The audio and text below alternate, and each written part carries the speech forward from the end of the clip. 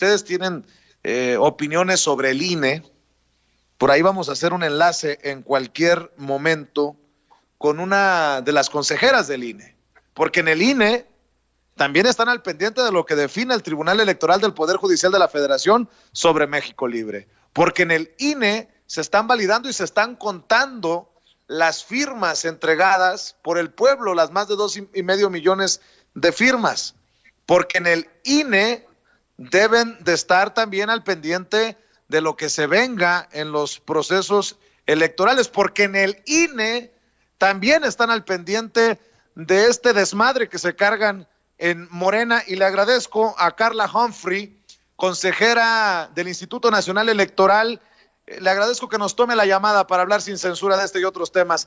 Carla, buenas tardes. Hola, buenas tardes, Vicente. Un saludo a ti y a tu auditorio. ¿En qué están en el INE? Porque hay tantos temas que llevan al INE, todos los caminos llevan al INE. Bueno, no todos, pues, es un decir.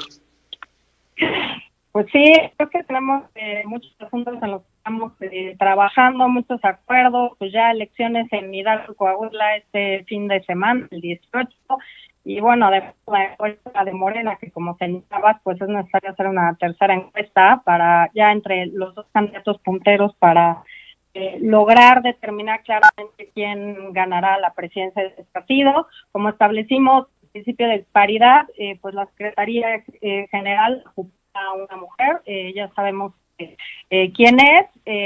Estaremos sesionando mañana en Consejo General para informar de todo esto a la Sala Superior, porque recordemos que, bueno, esta no fue una idea nuestra, esto es en acatamiento a una sentencia del tribunal, y por tanto el tribunal deberá autorizar el plazo para hacer esta encuesta, porque pues ya tendremos que haber registrado el día de ayer a la persona que está a la presidencia de la Secretaría General, así que nos convocarán a Consejo General en unos momentos más.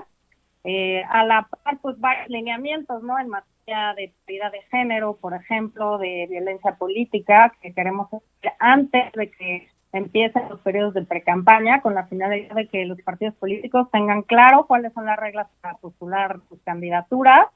Y bueno, como señalabas también, pues derivado de la consulta popular, pues nosotros somos obligados o estamos obligados a revisar que se cumpla este 2% de firmas de ciudadanos y ciudadanas que apoyen este proceso electoral.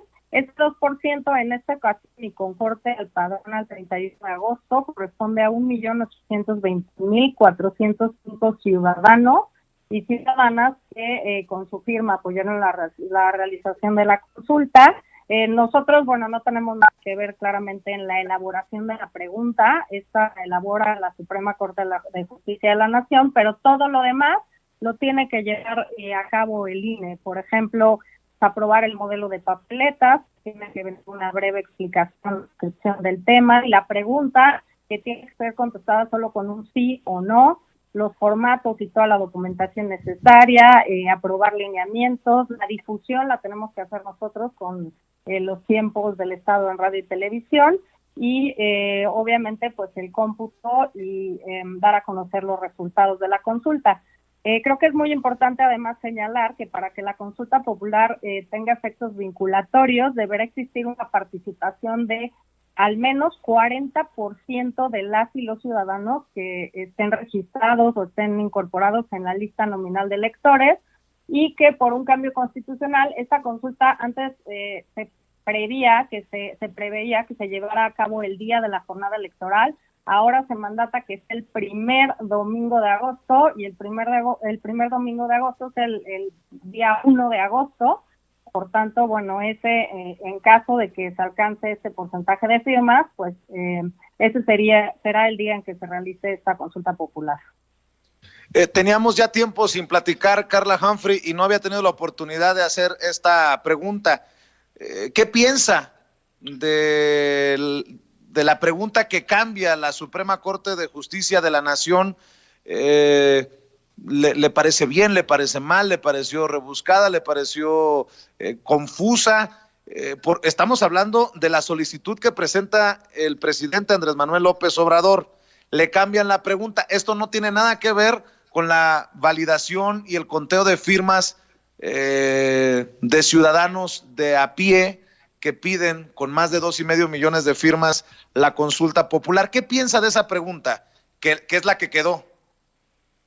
Pues pienso que, como bien señalas, pues las atribuciones están claramente diferenciadas entre qué hace la Corte en este caso, qué hacemos nosotros, en fin, pues me pareció poco clara, la verdad, la pregunta, pero bueno, también respeto pues el desarrollo de funciones que llevó a cabo en esta materia la Corte, así que a título personal, digamos, me parece que no es muy clara la pregunta, y quizá también vale la pena reflexionar pensando en cómo serán los materiales que lleve a cabo el INE para difundir la realización de esta consulta. Tendríamos que hacer materiales para difundir, digamos, que habrá esta jornada de consulta popular, igual donde estarán las mesas, donde podrán acudir, pues es, digamos, te diría una mini elección, pero no, bueno, eso casi una elección, porque pues tendremos que planear ahora, pues acabando el proceso electoral, que de la estructura, digamos, con la que organizamos el proceso electoral 2020-2021, podemos contar para abatir costos, para hacer esta consulta lo menos costosa posible, ver si utilizamos también, por ejemplo, unas electrónicas que ahora se van a utilizar en Coahuila, pero pues sí, nuestra misión primero es organizarlas y se reúne este porcentaje, porque recordemos que tenemos 30 días naturales para revisarlos y nos lo hicieron llegar a fines de septiembre. Por tanto, estamos en este proceso que no solo es verificar la firma, verificar si la credencial electoral está vigente, verificar además de campo, luego hacemos algunas verificaciones de campo, el domicilio, etcétera, con el fin de tener certeza respecto a las personas que apoyaron esta consulta ciudadana. Pero bueno, en concreto, pues se me hizo un poco claro. A ver, consejera, estoy platicando en vivo y en directo, sin censura, con Carla Humphrey, consejera del Instituto Nacional Electoral. Deme su opinión acerca de esta controversia en torno a la encuesta de Morena para definir la nueva dirigencia nacional del partido. Porfirio Muñoz Ledo había llamado a tomar posesión porque él dice que ganó la encuesta. Mario Delgado dice que hay que respetar lo que se firmó, que sería una tercera encuesta para el desempate técnico. ¿Por qué se declara empate técnico? ¿Qué es lo que lleva al INE a definir que hubo empate técnico cuando se ve una ligera ventaja? ¿Cuáles son los parámetros para definir que hubo un empate técnico o que hubo un ganador? ¿Qué hubiera sido un claro ganador? Y en este caso, deme su opinión acerca de todo este relajo que se cargan, porque pues ya le estoy poniendo sobre la mesa. Hay uno que dice vamos al desempate y el otro dice yo gané. Pues yo creo que ha sido un proceso complicado para todos y que ya lleva un buen tiempo, sobre todo de acciones que se han ido impugnando, por lo cual al final pues la Sala Superior determina que la elección la haga el INE. Nosotros podemos organizar elecciones de partidos políticos para la dirigencia siempre que ellos nos los pidan 4 meses antes de que sea esta fecha, y además firmando un convenio con ellos. Por supuesto, además, ellos tienen digamos que cargar con los costos. Ahora se da en proceso electoral, lo que complica un poco el tema, porque, bueno, además que tendremos enfocados en otras cosas, pues estamos organizando esta elección. Además nos definen claramente que es por encuesta abierta. Pues el INE no hace encuestas, por tanto tuvimos que acudir a casas y empresas, digamos, que hacen este tipo de ejercicios. Además, dado que pues se había tenido problemas con definir el padrón electoral de Morena, se determinó que cualquier persona que se autoadquiriera como simpatizante, es decir, pueden hablar cualquiera, y la primera pregunta que te hacían es cuando te iban a visitar ¿es usted simpatizante de Morena, sí o no? Si la respuesta es no, pues ya no seguían claramente con la respuesta, pero si la respuesta era sí, entonces ya seguían con una serie de preguntas sobre si sabían que estaban eligiendo a la presidencia, a la Secretaría General, y el tema de paridad se contaba. En caso de que ganara un hombre, la secretaría iba a ser para una mujer, o al revés, en caso de que ganara una mujer, a un hombre. Se hicieron 2 encuestas porque el primer, digamos, registro de militantes, esto sí lo cerró el tribunal, para que solo fueran militantes los que pudieran contender para la presidencia y la secretaría general, fue 105 personas. Imagínate que van a tu casa y te leen el nombre de 105 personas para ver por quién votarías para estos dos cargos. Por tanto, desde los lineamientos y la convocatoria establecimos en Consejo General que solamente serían 6 personas para la presidencia y 6 personas para la Secretaría General. Además, por el principio de paridad, solo se inscribieron 3 mujeres para la presidencia. Por tanto, estas mujeres pasaron, digamos, de manera automática a la encuesta final.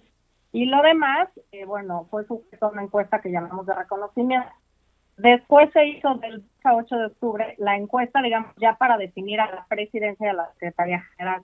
Y en ese sentido, pues los resultados que además nos anunciaron las casas encuestadoras, se hicieron 3 encuestas espejo en distintos, digamos que seccionamos el mapa de la República Mexicana y las encuestadoras se encargaron de hacer 3 encuestas espejo con las mismas preguntas, la misma metodología, etcétera.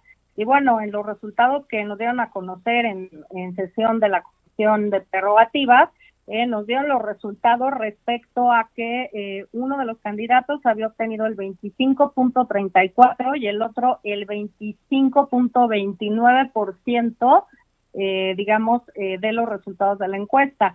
Pero el margen de error, al ser de más o menos 1.23%, no da certeza de los resultados o no te puede dar un ganador indiscutible. Hay un traslape, digamos, así se llama en el argot de las encuestadoras, técnico. Y por tanto no ha lugar a definir un candidato ganador.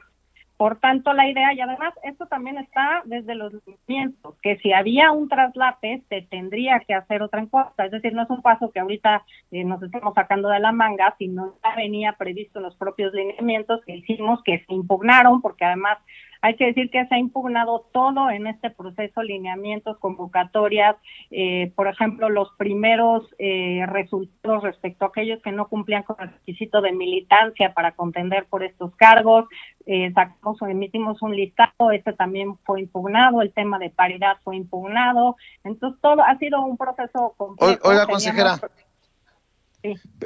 Perdón por la interrupción, oiga, consejera, pero ¿quién le da certeza a los morenistas, a los López Obradoristas, a los que verdaderamente están interesados en el proceso de renovación de la dirigencia nacional de Morena, que se hizo transparentemente la encuesta? ¿Quién le puede dar certeza a la gente? Porque ustedes, pues de alguna manera llaman a las encuestadoras, pero me parece, para ponerle los pelos de punta a cualquiera, que si llamaban a alguien y le decían, usted es simpatizante de Morena, y si era un panista nada más por hacer la travesura, decía sí, y votaba por tal o cual personaje, o lo mismo con los priistas. ¿No le parece que hay un descontrol en el mismo proceso? Pues te diría que pues eso venía claramente establecido en la sentencia del tribunal y así funcionó. Si te iban a visitar y tú decías que si eras simpatizante podías votar. Obviamente hay datos personales de las personas que encuestaron, que esos obviamente no son datos públicos, son datos que, por ejemplo, el tribunal puede revisar si hay una impugnación contra los resultados de esta segunda encuesta, pero a mí me gustaría señalar que la metodología y todos los pasos que se iban a seguir en cada momento ha sido clara, ha sido conocida en los medios de comunicación, como ha sido impugnada, ha sido motivo de estudio también por la Sala Superior, pero bueno, que en una primera instancia respecto a esta pregunta, nosotros no decidimos cuál era, digamos, el grupo de ciudadanos al que íbamos a encuestar, sino que la propia sentencia hace esas dos diferencias. De votar cualquiera que diga, que él diga que o ya que es militante de Morena, y puede inscribirse para ser candidato o candidata a la presidencia o a la secretaría, cualquiera que sea militante. Ahí sí cerró digamos, la calificación a que no cualquiera, sino solo las y los militantes pudieran contender, pero respecto a la opinión de quién debiera ser la o el presidente o la o el secretario, la propia sentencia señala eso, no es una decisión que el INE tomó porque nos parecía adecuada, sino que así venía claramente en la sentencia y nosotros pues al ser un órgano constitucional tenemos que acatar lo que señala la Sala Superior. Hay tres cosas, si me permite, yo sé que anda apurada, pero hay tres cositas que no quiero que se queden sobre la mesa, Carla Humphrey.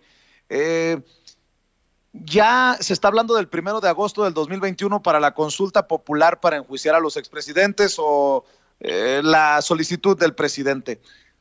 ¿Qué papel juega esto que se está haciendo en el INE con las más de 2.5 millones de firmas ciudadanas que piden una consulta popular para enjuiciar a los expresidentes, pero tal vez con otra pregunta? ¿Cómo va a funcionar esto? ¿Cuál quedaría o se tendrían que hacer dos consultas populares? ¿Cómo funcionaría esto, Carla Humphrey?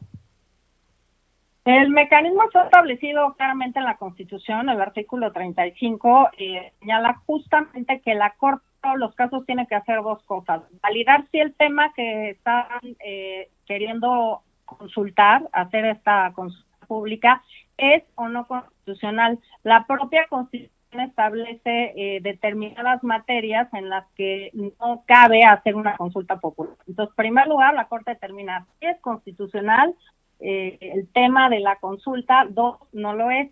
Y después, incluso aquellas que vienen de Cámara de Diputados o de Senadores, ya ves que se puede reunir el 33%, en fin, la Corte hace estos mismos dos ejercicios y después determina o hace la pregunta de manera tal válida, digamos, que no tenga sesgos, que no sea parcial, etcétera, una serie de condicionantes que la propia Corte debe revisar y en su caso rehacer o modificar o aprobar en sus términos la pregunta en materia de la consulta. ¿Qué te quiero decir con esto? Que desde el INE nosotros no le quitamos y le ponemos una coma o un punto a la pregunta, sino que nosotros tenemos que consultar la pregunta tal como la aprobó la Suprema Corte. Entonces, pues nosotros seguiremos y obviamente acataremos lo que dice la Constitución y estaremos preparando esta consulta popular. Estamos en la etapa, digamos, de validar el número de firmas, pero la pregunta nosotros no le podemos modificar absolutamente nada. Esa pregunta es la pregunta. Correcto. Que se validó la Corte. Correcto, pero existe la posibilidad, solo para aclarar, para la gente que participó en esto de recabar firmas, existe la posibilidad de que se declare constitucional también la petición ciudadana y que en algún momento se valide esa pregunta de los formatos. Tendríamos dos peticiones constitucionales con dos diferentes preguntas. ¿Qué procede en ese caso? Pues hacer las dos. O si se valida la constitucionalidad y las preguntas, pues están las dos. O sea, yo lo que creo que es importante señalar aquí es que, bueno, es el primer proceso de consulta popular que estaremos haciendo en el país.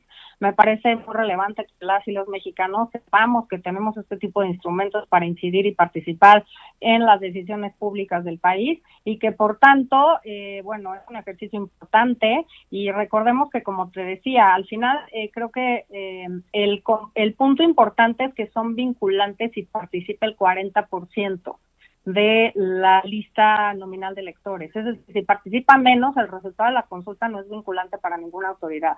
Entonces, además de exigir, digamos, un porcentaje de ciudadanía a través de sus firmas que apoye una consulta popular, es importante decir que los resultados no serán obligatorios para las autoridades y no van a participar 40% de la población este primer domingo de agosto. Entonces, creo que hay que ser muy claros que, bueno, es importante contar con mecanismos de democracia directa que se han utilizado ya en otras entidades federativas. En la Ciudad de México hace mucho hay consultas populares y comités ciudadanos y consultas de presupuesto participativo. No se establece un porcentaje, digamos, a partir del cual, en el caso del porcentaje participativo, es obligatorio para las autoridades, es simple mayoría. Quien gana, pues determina en qué se va a usar el presupuesto de la consulta, pero en este caso sí hay un condicionante respecto al 45%. Entonces yo te diría que creo que está bien, creo que como ciudadanos y ciudadanas tenemos que tener más posibilidades de incidir, no solamente cada día de la jornada electoral ir y emitir nuestro voto, sino utilizar otros ejercicios y otros mecanismos que tenemos para incidir en lo que, apoyar lo que nos gusta o rechazar aquello que no nos gusta respecto a decisiones de carácter público. A ver, el tribunal también va a definir el cambiar o no la decisión que ustedes tomaron en torno a un partido político, el de México Libre, el de Felipe Calderón y Margarita Zavala. ¿Podría usted decirnos qué piensa de esta posibilidad de echar para atrás una decisión del INE? Yo sé que es muy respetuosa de las instituciones, que no se pueden meter en las decisiones del tribunal, pero aquí es importante para los mexicanos porque se hablaba de que el viernes se tomaría esta decisión.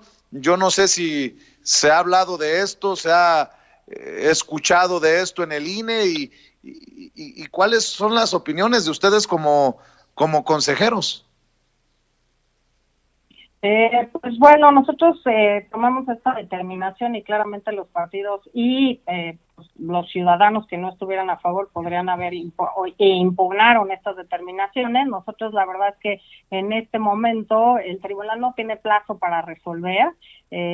Supongo, y además es así, que les llegaron distintos impugnaciones respecto a distintos aspirantes a partido político a cada uno magistrados y por tanto harán dos cosas, porque otra de las cosas que se impugnó fue el tema de fiscalización, de dónde provenían los ingresos, cómo pagaron distintas cosas y por tanto, bueno, harán este análisis conjunto respecto de lo que nosotros llamamos fiscalización con las demás causales para, en su caso, negar el registro para llegar a una determinación.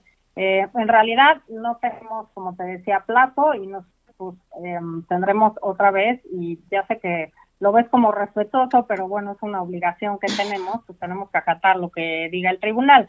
Nosotros resolvimos esto pues antes del proceso electoral, es decir, el 4 de septiembre, con la finalidad de que ya pudieran empezar aquellos que lograron el registro, en nuestra ocasión un partido político, pues ya tuviera prerrogativas en radio y televisión, ya tuviera acceso a financiamiento público y una serie de cosas, y porque además pues ya es importante ir sabiendo cuáles serán los actores dentro del proceso electoral. Sin embargo, bueno, es una determinación pues que no conocemos por el momento, no sabemos cuándo se va a resolver y no sabemos, por supuesto, el sentido en el que se resolverá. No sabemos si alguno, no sabemos si ninguno, no sabemos si uno.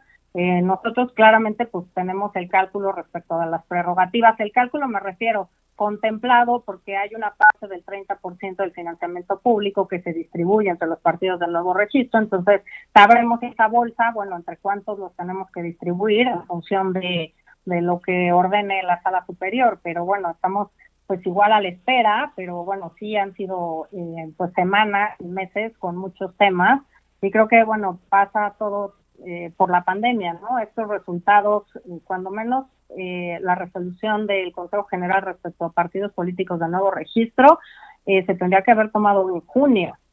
Y por este tema de que el INE suspendió actividades y la reanudó hasta el 30 de julio, más o menos, se empezó a reanudar unas y otras, pues ahora estamos en proceso electoral sin partidos políticos y en el caso de Morena, pues sin una presidencia y una secretaría general, que es importante porque muchas de las determinaciones las tiene que tomar popularmente un partido político. Por tanto, pues la dirigencia que nosotros no tengamos registrada, pues no puede tomar decisiones si no está validado todo este proceso de acatamiento de la sentencia de la Sala Superior.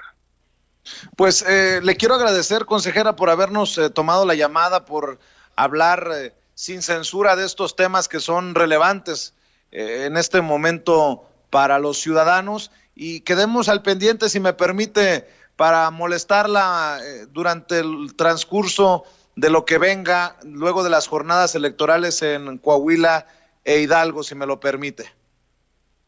Sí, por supuesto. Solo me gustaría utilizar además tu programa para hacerles saber a las y los ciudadanos de Hidalgo y de Coahuila que pueden ir a votar, que están garantizadas las condiciones sanitarias, que estamos tomando las medidas que recomiendan pues el Consejo de Salubridad, y que todo eso es para que puedan ejercer sus derechos políticos y electorales en este caso, pero que además lo hagan en condiciones sanitarias. Por tanto, pues haría una invitación a las y los ciudadanos de estos dos estados para que acudan a votar este 18 de octubre.